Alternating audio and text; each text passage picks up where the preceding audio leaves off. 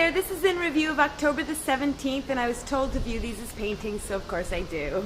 Be self-sufficient, but don't be isolated. I know all about that. When the king closed the borders, centuries of stagnation and decadence set in.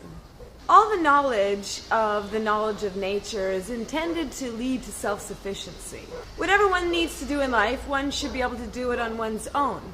Whether trapped in the wilderness or whether at a social gathering, one should have etiquette and grace and should be able to flow through these situations with complete ease. Being self-sufficient is not the same as being isolated. This is a very important point. When the king closed the borders, they gained self-sufficiency and they were able to enjoy their isolation very well. The entire nation withdrew into a magical contentment. But eventually it became an inbred society and stagnation and decay set in. The same thing can happen to people. When they are so self-sufficient, they actually fail to engage in life fully. Either they will implode from their sheer weight of their own decadence and stagnation, or they will explode once the world confronts them with something that they cannot comprehend. Those who understand can roam the world.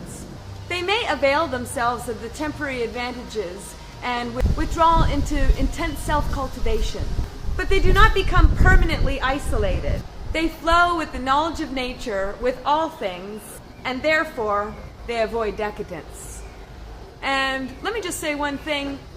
To avoid decadence, then just stop buying a whole bunch of shit that you don't need. As far as self-sufficiency, isn't that a lot like independence? Does anybody know how they differ?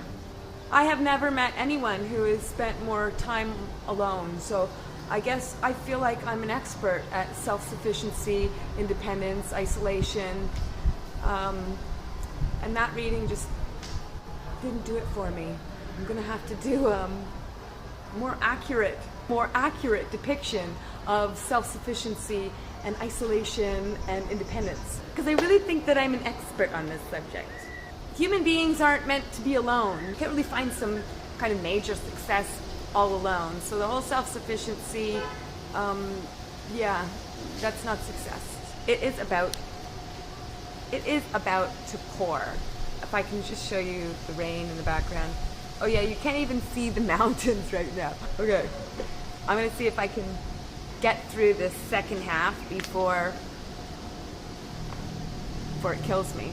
And it's perfect that the second half is this, because we're going to talk about marriage, something I know nothing about.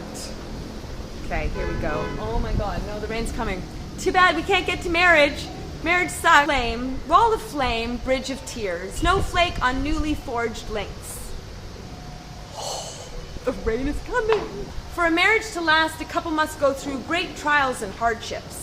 It's like the process of forging steel links together. The iron must be heated to a high degree and then plunged into cold water. A marriage alternates between the heat and passage of love.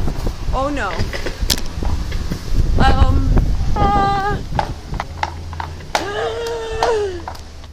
Okay.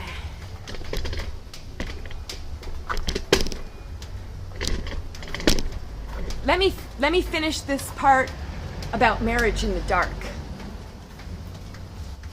And it's totally fitting for me because I know nothing, because I am in the dark about marriage. A marriage alters between the heat and passion of love and the chilling times of tragedy, conflict, and adversary. An enduring marriage becomes like tempered steel. It really is difficult to go through life alone. That I can tell you all about. We all need support. And the sense of belonging that comes from working on shared goals together that you can share with another person. For such a relationship to work, there must be a basic compatibility. Values, outlook, and purpose. It is an adequate cliche that husbands and wives should be friends first before lovers. Two mates can know a loyalty found in no other type of relationship.